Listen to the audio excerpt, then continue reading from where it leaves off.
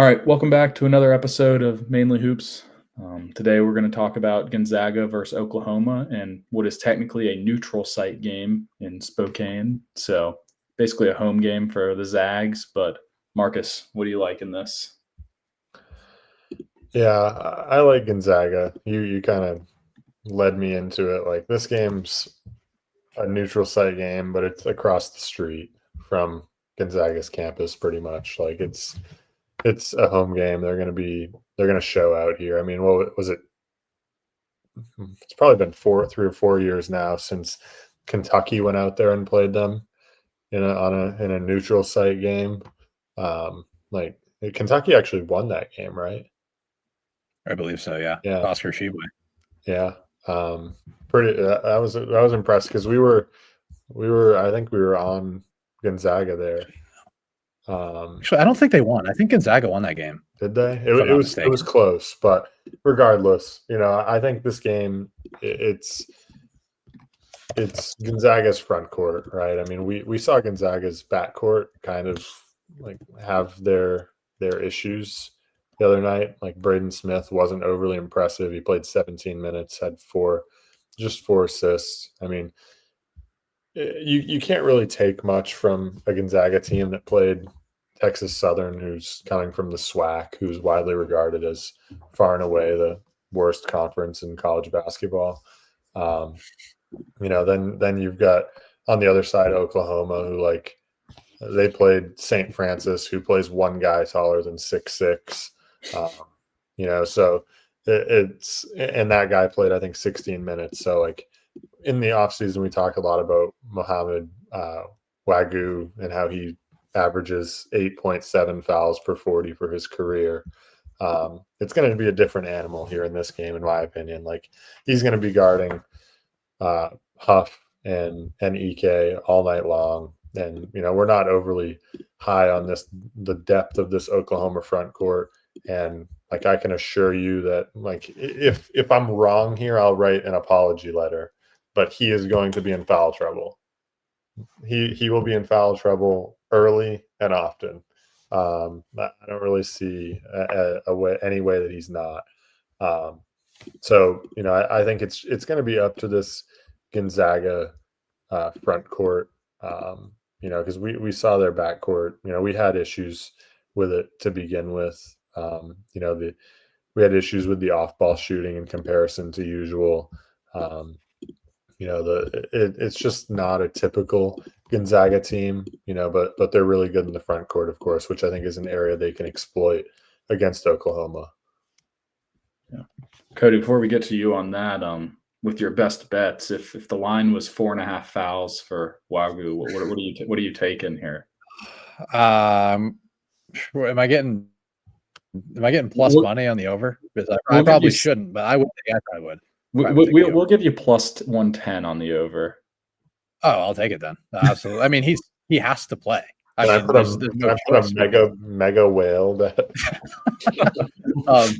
Well, the thing, I mean, Kai Rogers might not be in the mix. We don't really know what he's going to provide at the power conference level yet, but we know he's a big body that you can at least throw into the mix because, they don't really have any other option, or at least they didn't play another true center option. And that's a real issue against the Gonzaga team that basically has two centers that can dominate inside. They played Cool Atak, who actually had a really good debut, and he redshirted last year, I believe. He scored 18 points in his first game. So, I mean, that's rather impressive, but I don't really view him as an elite. He doesn't have elite size, and I don't think he's going to be able to handle those guys down low. And that's kind of the main story. Let me throw this in there. He's 60 pounds lighter than both of Huff and Ike. Yeah, it's I was trying to be nice to him, but overall, they have a size issue, and they're going to have to throw some other guys in there. I'm not sure if did Holst play the other night, Andreas Holst. I'm not completely sure. I don't think. No. But overall, it's just there's just a lack of center depth here, and that's really the only thing that I can't get my mind off of that area. Porter Moser's going to really have to sell out to take these bigs away, and that's not necessarily doing. I know his he doesn't like giving up the 3 ball at a super high clip, but he's going to have to double down in the post at some point, especially when Waggy goes to the bench. And for the issues that we have with the off ball shooting of Gonzaga, it's not that bad. Like, you have Adam Miller in the mix who shot it well last year. He hasn't been like a perennially like 40% shooter or plus, like, but if he can shoot at 35 to 37% this year, that's going to be just fine when they have this solid post offense, and he's going to get a ton of open opportunities. And then whatever Steel Venters provides, hopefully he can be 75 to 80% of what he was Washington. At the very least, he's a good shooter as well. So I think the Oklahoma defense is in a rather poor situation here. It's a matter of how efficient their offense could be, really led by Xavier Brown and Nigel Pack. And I think they can have some success against a smaller backcourt of Gonzaga if they're going to have Braden Smith out there, if they're going to have Adam Miller's a little bit smaller for a wing. Mario St. Superi, I don't really think is known for his defense necessarily. So if those guys can have success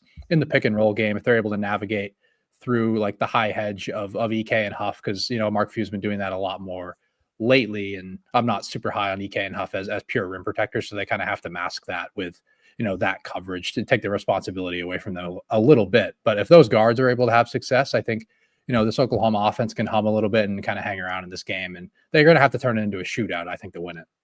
Yeah.